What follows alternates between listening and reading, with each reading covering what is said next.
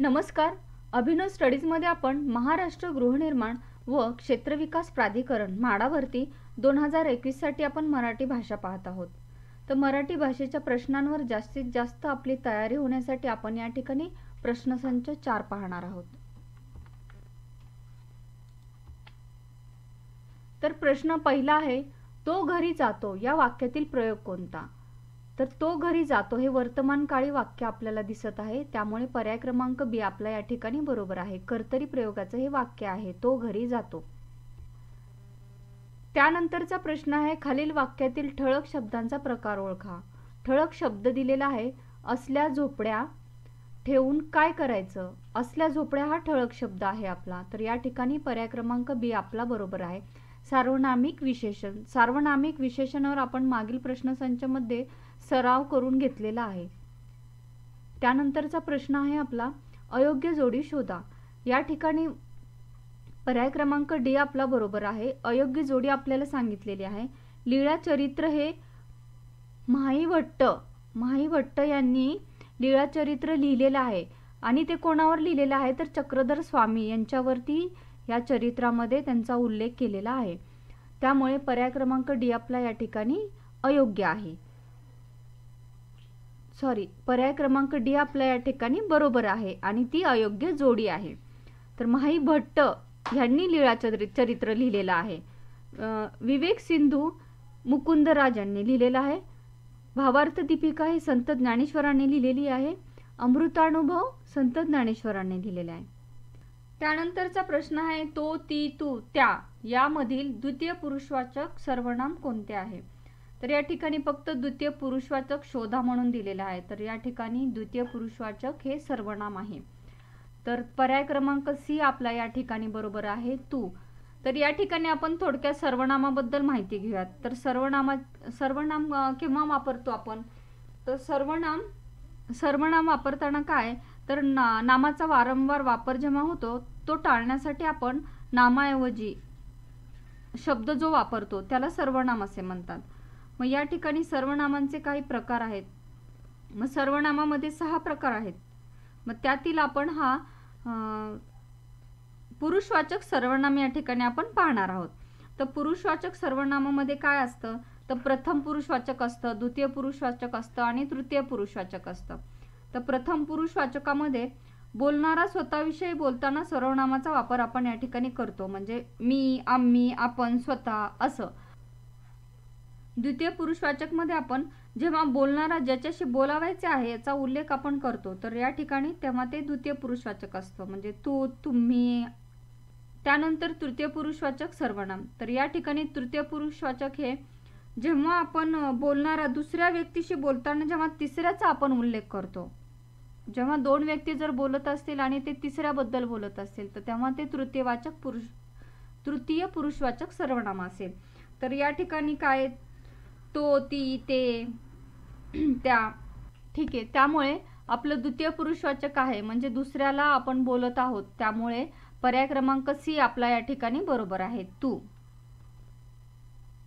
त्यानंतरचा प्रश्न आहे, धात्री या शब्दाला समानार्थी शब्द कोणता?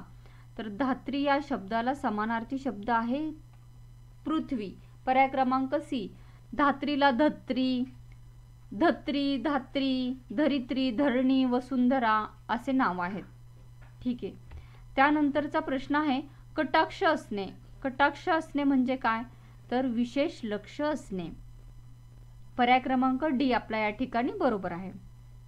त्यानंतरचा प्रश्न आहे, ठीक या अव्ययातून कोणता भाव व्यक्त होतो? तर ठीक या अव्ययातून प्रशंसा व्यक्त होते. विरोध असेल तर काय असेल? छे छे. आश्चर्य असेल तर काय असेल? वा वा, अबब, आहे की नाही? त्यामुळे आपला पर्याय क्रमांक ए बरोबर आहे. या ठिकाणी ठीक म्हणजे प्रशंसा दर्शवलेली आहे. पर्याय क्रमांक ए आपला या ठिकाणी बरोबर आहे. त्यानंतरचा प्रश्न आहे, त्याने माझे काम केले असावे. ही वाक्यरचना कोणत्या प्रकारची आहे? तर ही वाक्यरचना पर्याय क्रमांक डी विद्यार्थी या वाक्यरचनेचा हा प्रकार आहे. तर या ठिकाणी संकेत दिला असेल तर नक्कीच संकेतार्थी झालं असतं. आपल्याला या ठिकाणी क्रियापद जर आपलं या ठिकाणी बदलत असेल, पिणार, खाणार, आपण मागील भागामध्ये शिकलोच आहोत, तर ते नक्कीच काळ जर बदलत असेल तर ते स्वार्थी असेल. आणि त्यानंतर आज्ञार्थीमध्ये नक्कीच आज्ञा केलेली असते, त्यामुळे पर्याय क्रमांक डी आपला या ठिकाणी बरोबर आहे. वाक्यामध्ये विधान केलेले आहे. त्यानंतरचा प्रश्न आहे, मित्र किंवा मैत्रिणीला पत्र लिहायचे असल्यास पत्राची सुरुवात डॅश डॅशने करावी लागते. तर या ठिकाणी आपला पर्याय क्रमांक बी बरोबर आहे, सप्रेम नमस्कार. तर सादर नमस्कार आपण केव्हा करतो, तर सादर नमस्कार हे आपण गुरुवर्य म्हणजे आपले सर असतात, टीचर असतात, त्यांना आपण सादर नमस्कार करतो. त्यानंतर सप्रेम नमस्कार हा आपण मित्रमैत्रिणींना करतो. साष्टांग नमस्कार आपण आपल्या आई वडिलांसाठी आपण साष्टांग नमस्कार करतो. तीर्थरूप आई बाबास आणि तीर्थस्वरूप काका काकीस, मामा मामीस, अशा पद्धतीने साष्टांग नमस्कार असतो. आणि अनेक आशीर्वाद आपण आपल्यापेक्षा लहान धाकटे असतात त्यांच्यासाठी आपण अनेक आशीर्वाद वापरतो. त्यामुळे पर्याय क्रमांक बी आपल्या या ठिकाणी बरोबर आहे, सप्रेम नमस्कार. त्यानंतरचा प्रश्न आहे तुणतुणे वाजवणे. तुणतुणे वाजवणे म्हणजे तेच पुन्हा पुन्हा सांगणे. पर्याय क्रमांक ए आपल्या या ठिकाणी बरोबर आहे. त्यानंतरचा प्रश्न आहे लक्ष्मीनारायण टिळक यांच्या आत्मचरित्र खालीलपैकी कोणते. तर लक्ष्मीनारायण टिळक यांचे आत्मचरित्र हे पर्याय क्रमांक बी स्मृतिचित्रे हे आहे. त्यानंतरचा प्रश्न आहे शब्द लावणे या वाक्यप्रचाराचा योग्य अर्थ द्या. शब्द लावणे म्हणजे काय, तर दोष देणे. पर्याय क्रमांक ए आपल्या या ठिकाणी बरोबर आहे. त्यानंतरचा प्रश्न दुःखाने सोडलेला लांब श्वास म्हणजे या शब्दसमूहाबद्दल एक शब्द आपल्याला या ठिकाणी सांगायचा आहे. तर दुःखाने सोडलेला लांब श्वास हा पर्याय क्रमांक सी सुस्कारा असतो. त्यानंतरचा प्रश्न आहे धाबेदणाने. धाबेदणाने म्हणजे पर्याय क्रमांक ए अतिशय घाबरणे.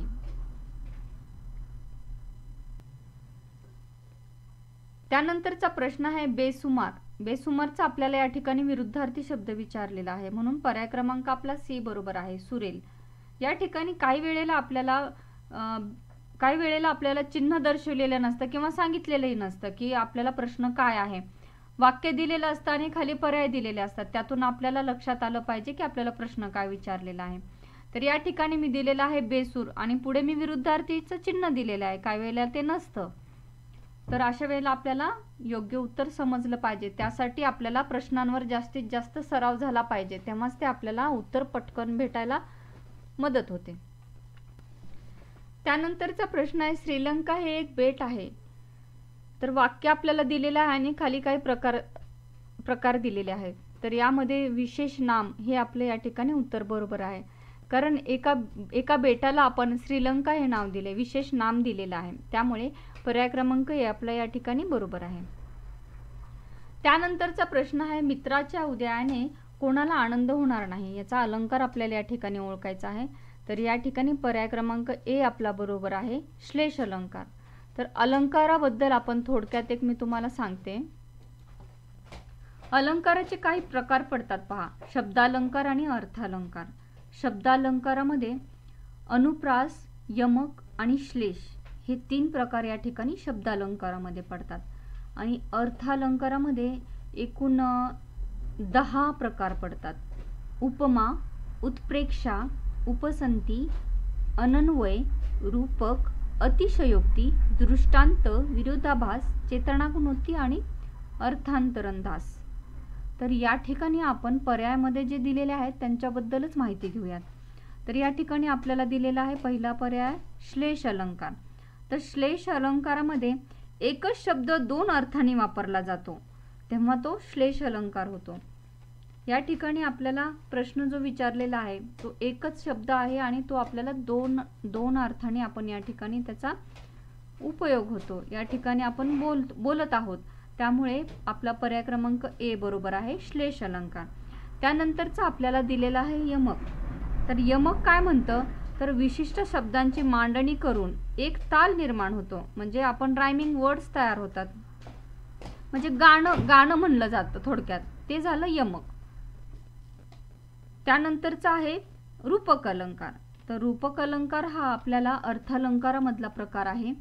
तर या ठिकाणी रूपक अलंकार केव्हा वापरला जातो, तर दुसऱ्याची उपमा देणे तेव्हा आपण रूपक अलंकार वापरतो. मी तुम्हाला एक उदाहरण देते रूपक अलंकाराचं. वाघासारखा कुत्रा, है की नाही, त्या कुत्र्याला आपण वाघाची उपमा दिलेली आहे, त्यामुळे ते रूपक अलंकार झालं. त्यानंतर अनन्वय दिलेला आहे. अनन्वय हे देखील अर्थालंकाराचं उदाहरण आहे. तर अर्थालंकाराचा प्रकार आहे, सॉरी उदाहरण नाहीये. या ठिकाणी अनन्वयचं मी तुम्हाला उदाहरण सांगते. अनन्वयाचं उदाहरण देताना अनन्वय हे कोणाशीही तुलना होऊ शकत नाही याची, असा शब्द, असे वाक्य म्हणजे ते अनन्वय झालं. उदाहरण देईल मी, आईसारखे दैवत कोणच नाही. तर आईची उपमा आपण कोणालाच देऊ शकत नाही आणि आईसोबत आपण तुलनाच कोणाशी करू शकत नाही. अशा वेळेला ते अनन्वय अर्थालंकार होतो. तर या ठिकाणी मी तुम्हाला थोडक्यात अलंकाराबद्दल माहिती सांगितली आणि दिलेल्या पर्यायामधील अलंकार मी तुम्हाला या ठिकाणी सांगितले. त्यानंतरचा प्रश्न आहे, नामाचे किती प्रकार आहेत? तर नामाचे एकूण 3 प्रकार आहेत. तर पहिला प्रकार आहे सामान्य नाम, त्यानंतर विशेष नाम आणि तिसरा आहे भाववाचक नाम. तर या नामाबद्दल आपण थोडक्यात तुम्हाला सांगते. तर सामान्य नाम म्हणजे काय, तर एकाच जातीच्या वस्तूला किंवा व्यक्तीला जे सामान्य नाव दिलं जातं त्याला आपण सामान्य नाम म्हणतो. शाळा, नदी, धर्म, फूल हे सामान्य नाम झालं. विशेष नाम काय, तर विशिष्ट व्यक्तीचा बोध होतो, आहे की नाही, म्हणजे विशिष्ट एक नाव आपण त्याला पर्टिक्युलर दिलं जातं. हर्षल, स्नेहा, जाई जुई, ख्रिश्चन, गंगा, आहे की नाही, हे झालं विशेष नाम. आणि भाववाचक नाम काय, तर भाववाचक नाम मध्ये आपण या ठिकाणी त्याचे गुण दाखवलेले जातात, त्याचा भाव दाखवला जातो, त्याचा धर्म सांगितला जातो. तर हे काय झालं, भाववाचक नाम. तर प्रश्न पुढील पाहूयात.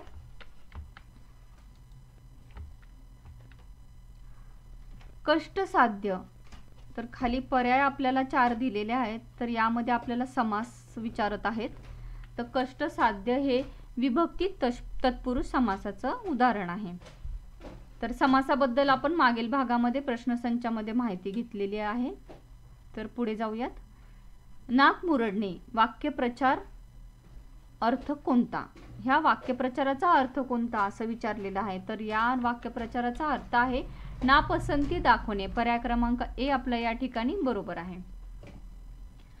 त्यानंतरचा प्रश्न आहे केसाने गळा कापणे, या वाक्यप्रचाराचा अर्थ कोणता? तर केसाने गळा कापणे याचा अर्थ आहे विश्वासघात करणे. पर्याय क्रमांक बी आपला या ठिकाणी बरोबर आहे. त्यानंतरचा प्रश्न आहे खऱ्याला मरण नाही. तर हे काय विचारलेलं आहे, पर्यायामध्ये आपल्याला प्रश्नार्थी, होकारार्थी, नकारार्थी आणि उद्गारार्थी. तर हे नकारार्थी वाक्य आहे. पर्याय क्रमांक सी आपला या ठिकाणी बरोबर आहे. पुढील वाक्यातून मूळ विधेय कोणते? वाक्य दिलेलं आहे आनंदीला घरी येण्यास उजाडले. तर या ठिकाणी पर्याय क्रमांक बी आपला बरोबर आहे. मूळ विधेय काय आहे, तर घरी येण्यास, हे मूळ विधेय आहे वाक्यातलं. त्यानंतरचा प्रश्न आहे धूर म्हणजे विस्तवाचा धूर. तर धुरा म्हणजे काय, तर धुरा म्हणजे जबाबदारी. या ठिकाणी पर्याय क्रमांक सी आपला बरोबर आहे. त्यानंतरचा प्रश्न आहे उंबराचे फूल. उंबराचे फूल म्हणजे दुर्मिळ वस्तू. पर्याय क्रमांक ए आपला या ठिकाणी बरोबर आहे. अधोरेखित शब्दांचा क्रियापद प्रकार ओळखा. आपल्याला अधोरेखित वाक्य दिलेलं आहे आजारी माणसाला आता थोडे बसावते. तर या ठिकाणी क्रियापदाचा प्रकार आहे तो आहे प्रयोजक. तर आता आपण क्रियापदाबद्दल माहिती घेऊयात. तर क्रियापदाचं काय, तर क्रियापदामध्ये काय, तर जेव्हा क्रिया दर्शविली जाते तेव्हा ते क्रियापद असते. मग याचे काही प्रकार आहेत या ठिकाणी. तर सकर्मक क्रियापद आहे आणि अकर्मक क्रियापद आहे.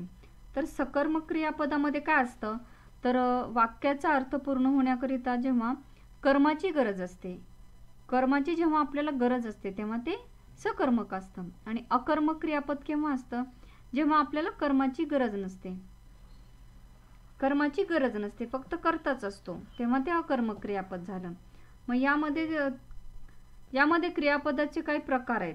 मग त्यामध्ये द्विकर्म आहे, उभयविध आहे, अपूर्ण विधान आहे, संयुक्त आहे, सहाय्यक आहे, सिद्ध आहे, प्रायोजक आहे, शक्य, अनिश्चित आहे, भावकर्तुक आहे.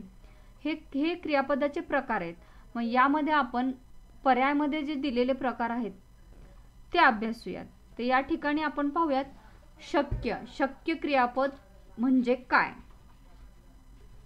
तर शक्य क्रियापद म्हणजे काय, तर कर्त्याकडून क्रिया करायची शक्यता व्यक्त होते, है की नाही. कर्त्याकडून क्रिया करण्याची शक्यता व्यक्त होते, तेव्हा ते शक्य क्रियापद झालं. मग या ठिकाणी आपण उदाहरण घेऊया.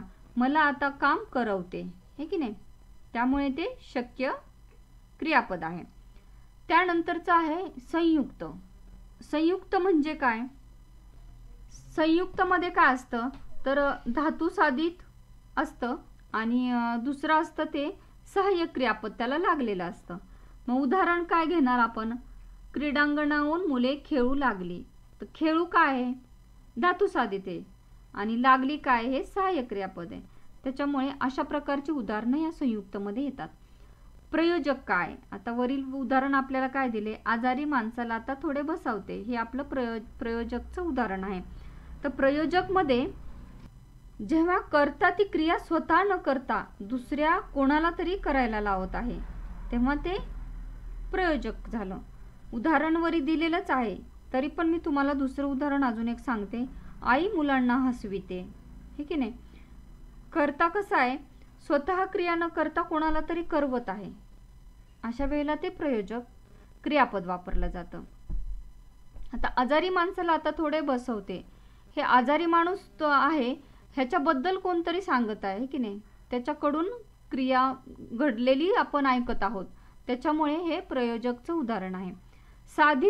साधित क्रियापद काय ते पाहूया आपण. तर साधित क्रियापदामध्ये विविध जातींच्या शब्दांपासून तयार होणाऱ्या धातूंना धातू साधित म्हणतात.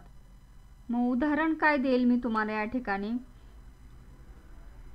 माझ्या कपाटातील पुस्तके तो नेहमी हाताळतो. तर या ठिकाणी हाताळतो हे वाक्य आपल्याला साधित क्रियापद आहे, है की नाही. मग या ठिकाणी हाताळणे, हाताळतो. स्थिर असेल स्थिरावतो, स्थिरावेल. आण असेल तर आणवली, हे की नाही. पाणी असेल तर पाणी असेल तर पाणावेल. अशा पद्धतीचे जे वाक्य जे असतात ते साधित क्रियापदामध्ये येतात. ठीक आहे, या ठिकाणी आपण क्रियापदाच्या प्रकारांबद्दल थोडी माहिती घेतली. त्यानंतरचा प्रश्न आहे पृथक्करणातील स्थान ओळखा. वाक्य दिलेले आहे, गेल्या 2 महिन्यात मी तुम्हाला एकही पत्र लिहिलेले नाही. आणि या ठिकाणी आपल्याला अधोरेखित वाक्य केलेलं आहे, तुम्हाला एकही पत्र. तर या ठिकाणी पर्याय क्रमांक ए आपला बरोबर आहे. कर्म आणि कर्मविस्तार या ठिकाणी दोन्हीचा उल्लेख झालेला आहे. कर्मही आहे आणि कर्मविस्तारही केलेला आहे. पृथक्करणाबद्दल आपण मागील प्रश्नसंचामध्ये पाहिलेली आहे माहिती. तर पुढे जाऊयात. मी देशाचा पंतप्रधान झालो तर विधानार्थी वाक्य आपल्याला या ठिकाणी करायचं आहे. तर या ठिकाणी पर्याय क्रमांक सी आपला बरोबर आहे. मला देशाचा पंतप्रधान होण्याची तीव्र इच्छा आहे, हे विधानार्थी वाक्य आहे. त्यानंतरचा प्रश्न आहे, शाळेत जाताना मी पेन विसरेन का. तर या ठिकाणी देखील आपल्याला विधानार्थी वाक्य तयार करायचं आहे. तर या ठिकाणी पर्याय क्रमांक सी आपला बरोबर आहे. शाळेत जाताना पेन विसरत नाही, हे आपलं विधानार्थी वाक्य आहे.